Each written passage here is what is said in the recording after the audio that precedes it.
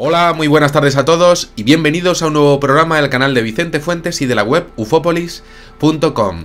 En este programa os voy a proponer una sencilla pregunta.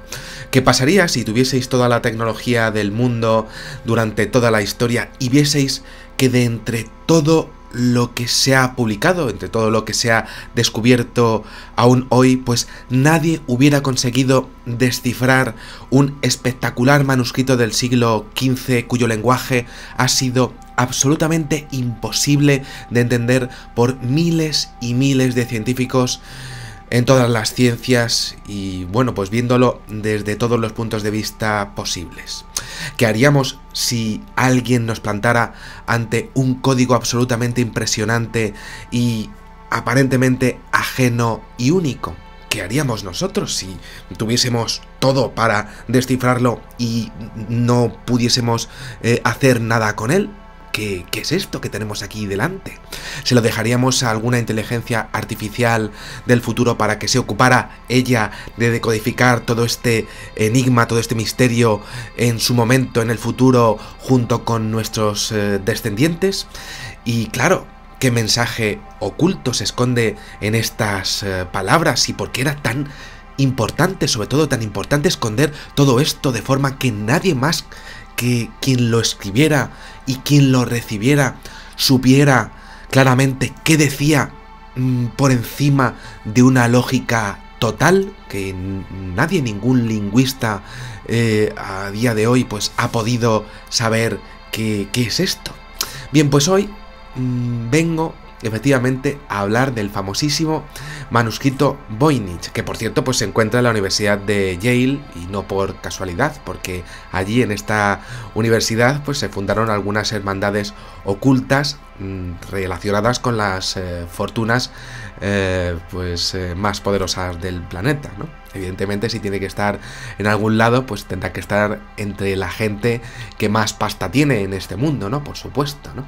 Bueno, pues vengo a comentaros que dentro de la locura colectiva que ha supuesto para la humanidad el pensar que incluso podríamos estar hablando de la obra genial de un botánico venido de un universo paralelo, esto por supuesto en una teoría al margen de la ciencia oficial, o incluso del parecido de las figuras con algunos círculos de las cosechas aparecidos hasta el día de hoy, por ejemplo algunos motores magnéticos en el año 2012 en Inglaterra.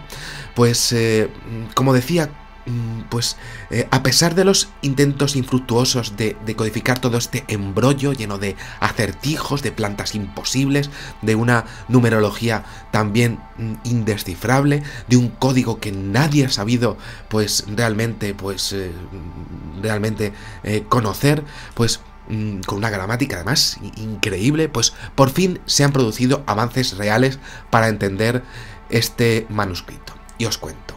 Resulta que un científico de la Universidad de Bristol, en el Reino Unido, esta información la ha sacado Europa Press hace bien poquito, pues un hombre llamado Gerald Cheshire ha realizado una genialidad sin precedentes a la hora de afrontar el tema de entender la criptografía utilizada en el manuscrito.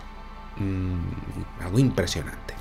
Gerald ha utilizado un método de combinación de pensamiento lateral, revisando por pares el contenido de las palabras de una forma única, algo que no se había conseguido hacer bien anteriormente. Y bueno, pues resulta que dentro de las lenguas llamadas proto-romance utilizadas en el siglo XV, pues este señor ha realizado un método que ha bautizado con el nombre MS408 y lo ha publicado en la revista Romance Studies, y resulta que el resultado de su investigación ha causado una auténtica revolución dentro de todas las investigaciones y todos los investigadores que se han acercado a este manuscrito. Podríamos decir que este señor pues tuvo unos auténticos momentos del tipo eureka, ¿no? Como se decía en la antigüedad. Porque es que resulta que se enteró de los primeros datos y empezó a realizar algunos métodos que hasta ahora pues nunca se habían realizado. Este señor comenzó a observar lo que sería pues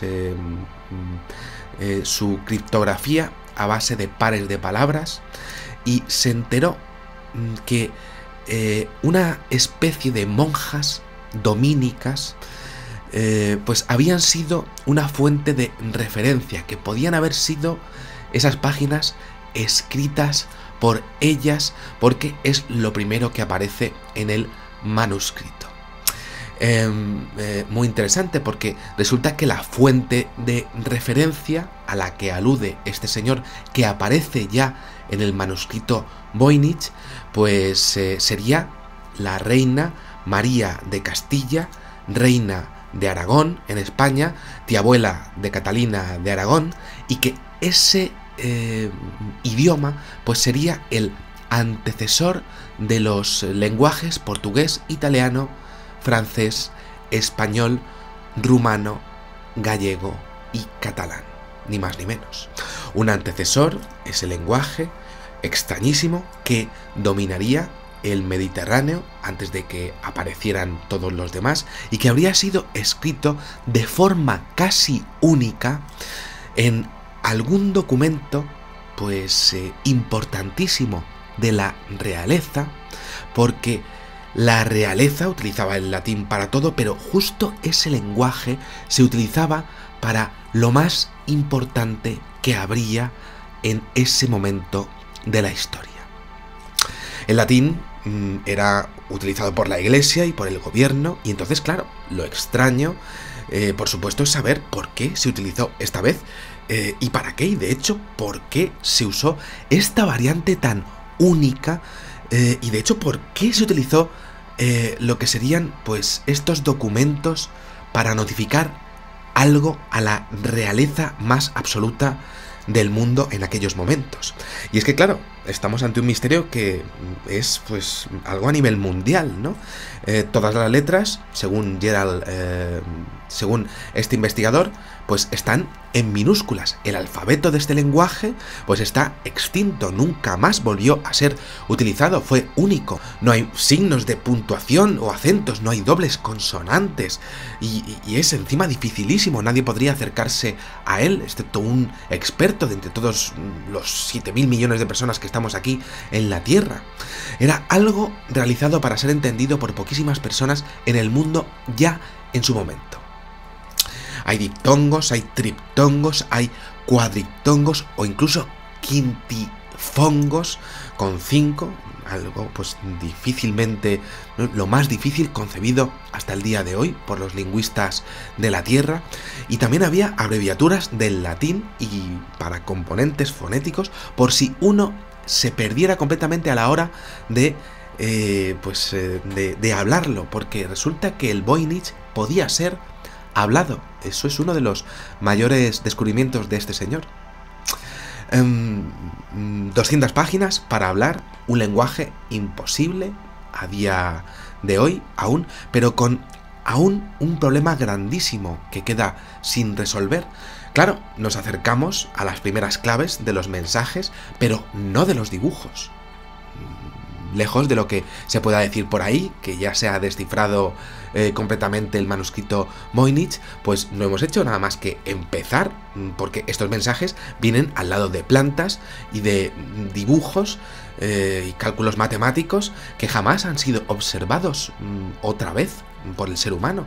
Y claro, ¿por qué se habrían realizado con tanta exactitud lo que serían pues unos cálculos, una perfecta recopilación de plantas que no existen o de ciencias jamás planteadas por nuestra civilización al mayor poder del mundo en el siglo XV?